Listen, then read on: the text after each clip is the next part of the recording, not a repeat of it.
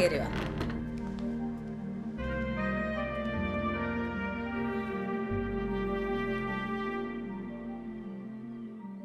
എന്നാ മോള് വിശ്രമിച്ചോ, സാധനങ്ങൾ ഞാൻ ഇങ്ങോട്ട് എത്തിക്കാം.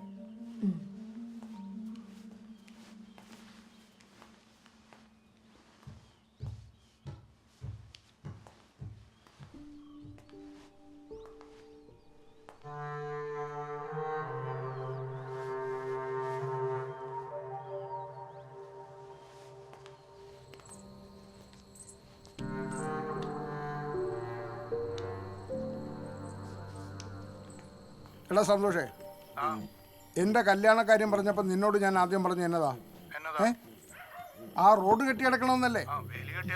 വേലി എല്ലാം താ പൊളിച്ചു തൊലിച്ചു വെച്ചേക്കുന്നു. ഇരുട്ട് കണ്ട പെണ്ണുങ്ങളുടെ പാവാട പൊക്കുന്ന അവന്മാരല്ലാതെ വേറെ ആരെങ്കിലും ഈ പണി ചെയ്യടാ?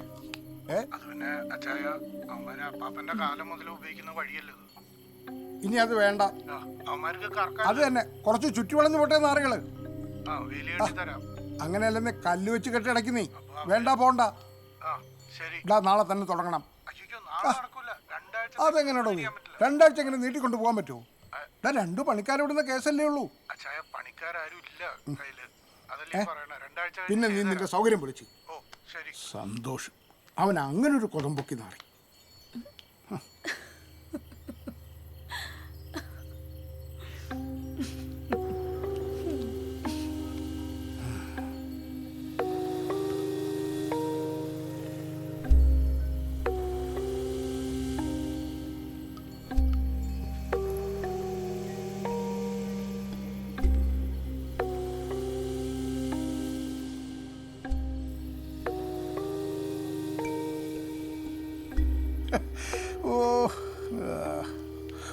ഈ കഴപ്പൻ രാത്രിയിലും നിന്റെ ഈ കുഴ കുടഞ്ഞ ഇരുപ്പ കാണുമ്പോ എന്റെ സെലേനെ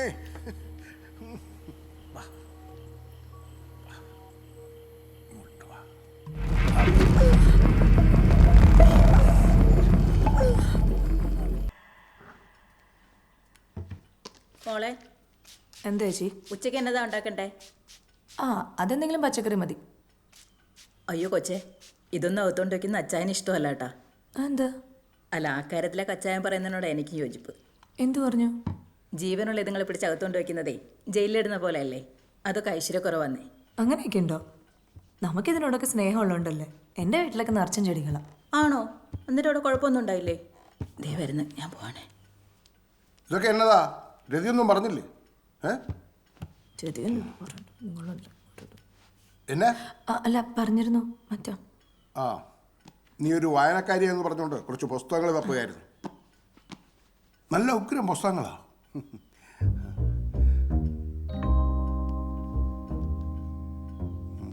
എൻ്റെ അനിയൻ ജോണിന്റെ ഭാര്യ ഇതൊക്കെ വായിച്ചിട്ട് അവളൊന്ന് ഒതുങ്ങി. ഇതൊക്കെ വായിച്ചു കഴിയുമ്പോ നീയും ഒരു 1-ാം തരം കുടുംബിനിയാവും, ഉറപ്പാ.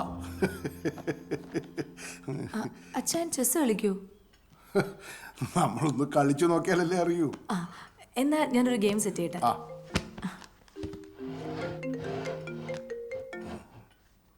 എന്തേ? ആ കഴപ്പന്മാര് കുണച്ചു കുണച്ച് എന്റെ വീട്ടിലോട്ട് കയറിയോ? എന്നാലൊന്ന് കാണട്ടെ.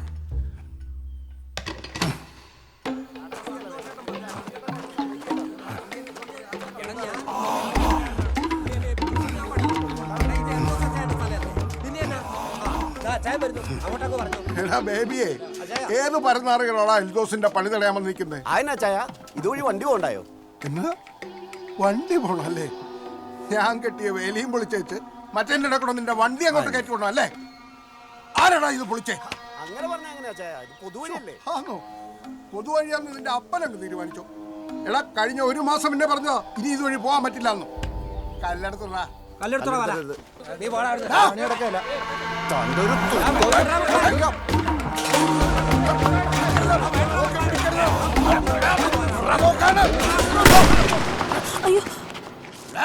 മാറി നിൽക്കണ ഊളകളെ. അയ്യോ അച്ഛാ, എന്താ എന്തു പറ്റി? അല്ല, ഇതാരാ? അച്ഛൻ്റെ പുതിയ ഭാര്യ ആണോ? നീ എന്തിനാ ആണോ? ഇടക്ക് ടെറസിന്റെ മുകളിലൊക്കെ ഞാൻ ഒരു ശബ്ദം. കേറിപ്പോടി, അത്തോട്ട് കേറിപ്പോൻ. ഞാൻ ആദ്യമായിട്ടോ കേട്ടോ കാണുന്നത്. കൊള്ളാലോ സാധനം. ആരാടാ ആരാടാ അത് പറഞ്ഞ ആരാ പറഞ്ഞത്? ആരാടാ അച്ഛാ അച്ഛാ അച്ഛാനിങ് വന്നേ. അച്ഛാനിങ് വന്നേന്നേ. എന്താ അച്ഛാനിപ്പോ ഒരു കുടുംബമായിട്ടൊക്കെ താമസിക്കുന്നല്ലേ? അതിന് അല്ല അതിനൊന്നും ഇല്ലേ. ഈ ഉള്ളവനോട് എന്തിനാ അച്ഛൻ സംസാരിക്കാൻ നിൽക്കുന്നത്? നമുക്കിവിടെ റോഡ് അടച്ചു കേട്ടോ. കെട്ടണം. കെട്ടിയിരിക്കും. അച്ഛാനിപ്പോ പോയിട്ട് ആ കൊച്ചിനെ ഒന്ന് സമാധാനിപ്പിക്കും. ഇനി ഈ ഊളകളുടെ കിടന്ന് മിണക്കരുത്. മിണക്കേല മിണക്കേലെന്നേ. എന്തായാലും ഇപ്പൊ നമ്മൾ തടഞ്ഞില്ലേ, കാര്യങ്ങൾ നമ്മുടെ കൈവിട്ടു. നീ ആ മെമ്പറെ വിളിച്ചു. അച്ഛാ ഞാൻ ഏറ്റു കേട്ടോ. എന്നാ പോവാ. അല്ല പിന്നെ മക്കളെ, നിങ്ങൾക്ക് ഇപ്പൊ എന്നാ വേണ്ടത്?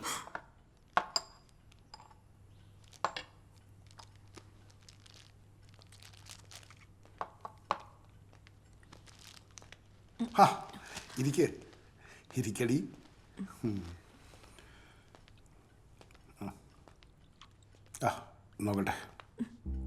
നോക്കട്ടെ. ഓ, ഇച്ചിരി നിലം തൊടാമണ്ണും ചെന്നിനായകവും മുട്ടവെള്ളയിലരച്ച് വയ്ക്കേണ്ട എതിയോട് പറഞ്ഞിട്ടുണ്ട്. ഞാൻ പുരട്ടിത്തരാം. ഈ പാടൊക്കെ ഇങ്ങനെ കിടക്കുന്ന മോശമാണ്. ഇതിനുള്ള മരുന്നൊക്കെ അറിയോ? പിന്നെ വേണ്ടപ്പെട്ടവർക്ക് മാത്രമേ ഉണ്ടാക്കി കൊടുക്കുള്ളൂ. നീയല്ലേ എനിക്ക് ഏറ്റവും വേണ്ടപ്പെട്ടവൾ. നീ ഒന്ന് റീസെറ്റ് ചെയ്യും, നമുക്കൊരു ഗെയിം കളിക്കാം. വാ. എന്നും ഞാൻ കളിക്കുകയില്ലെങ്കിലും കളിച്ച ഇരിപ്പതായിരിക്കണമെന്നുണ്ട് എനിക്ക്. നിനക്കറിയോ, കുറുപ്പ് രഘു എൻ്റെ അടുത്ത് മാത്രമേ അടിയാറോ പറഞ്ഞിട്ടുള്ളൂ. അയ്യോ, ബുദ്ധിമുട്ടാവോ? നീ പേടിക്കണ്ടടി. ആടെ ഒന്നും ഞാൻ നിന്റെ അടുത്ത് എടുക്കുകയല്ല. ഇവിടെയും ഞാൻ നിന്റെ അടുത്തൊരു മയത്തിൽ പെരുമാറണ്ടടി. അതല്ല, അച്ഛനെ ഞാൻ തോപ്പിച്ച അച്ഛനത് ബുദ്ധിമുട്ടാവോ? നീ കളിക്കുക.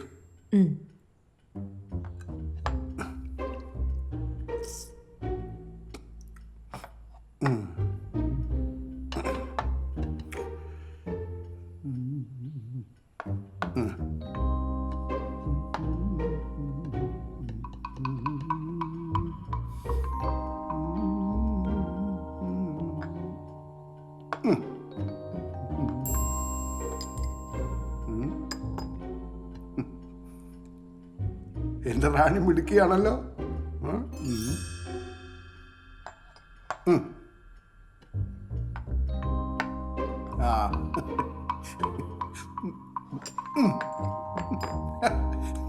കളിക്ക്.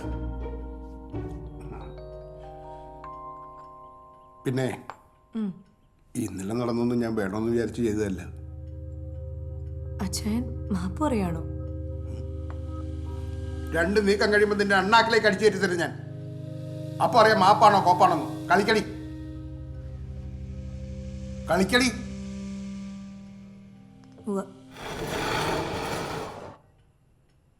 ചെക്ക്മേറ്റ്.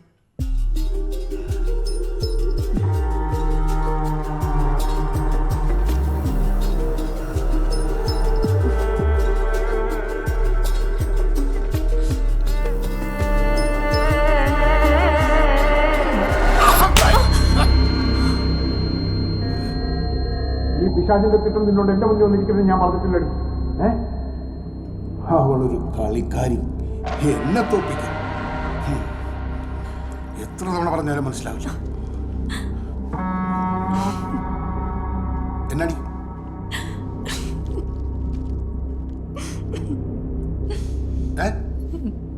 എന്നാടി ഇത്ര ചിരിക്കാൻ? ചോദിച്ചത് കേട്ടില്ലേ?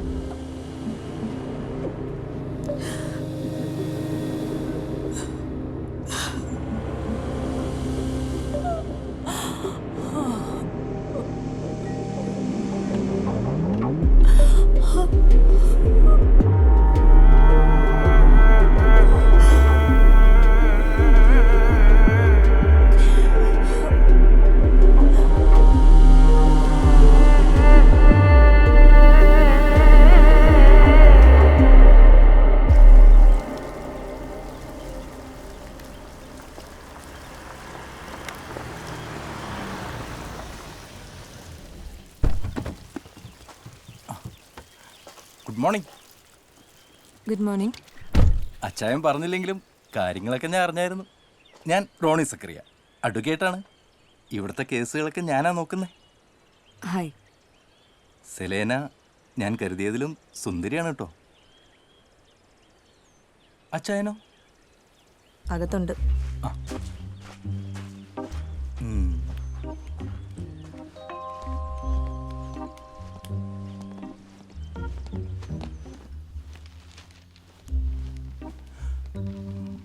വക്കീലേ, ഗുഡ് മോർണിംഗ്. അച്ചായന് മൊത്തത്തിൽ നല്ല ടൈമാണല്ലോ. അതെന്നതാ വക്കീലേ? അല്ല, നമ്മള് പൊതുവെ തോക്കുന്നു വിചാരിച്ച കേസാണല്ലോ ഇത്. വക്കീലേ, സർക്കാരിനി അപ്പീലിനോ മറ്റോ പോവോ? ഏയ്, അതിനുള്ള പണി ഞാൻ കോടതിക്ക് പുറത്തെടുത്തിട്ടുണ്ട്. അപ്പൊ ഇത് അന്തിമ വിധിയാന്ന് ഉറപ്പിക്കല്ലേ? പിന്നല്ലാതെ അന്തിമവിധി. ഇനിയിപ്പോ താലൂക്ക് ഓഫീസിൽ ചിലരുടെ മിനുക്ക് പണികളുണ്ട്, അത് ഞാൻ ചെയ്തോളാം. നമ്മുടെ എസ്റ്റേറ്റിന്റെ അതിര ഓർമ്മയില്ലേ? ഒന്ന് പോയി കണ്ടുകളാം. എൻ്റെ വക്കീലേ, ഞാൻ എൻ്റെ കെട്ടുകളും വരെ മക്കളെയൊക്കെ മറന്നുപോയേക്കാം, എന്നാലും ഭൂമിയുടെ അതിര് മറക്കുകയില്ല. ആധാരം മുഴുവൻ നമ്മുടെ മനസ്സിലാ കിടക്കേണ്ടതെന്ന് എൻ്റെ വലിയ പാപ്പൻ പറയുമായിരുന്നു. ചായ കുടിക്ക്. മാഡത്തിന്റെ വീട് അങ്ങ് കോന്നിക്കപ്പുറത്താ. അവളുടെ വീട്ടുകാർക്കൊരു സഹായം, എനിക്കൊരു കൂട്ടം. ചെല്ലേ.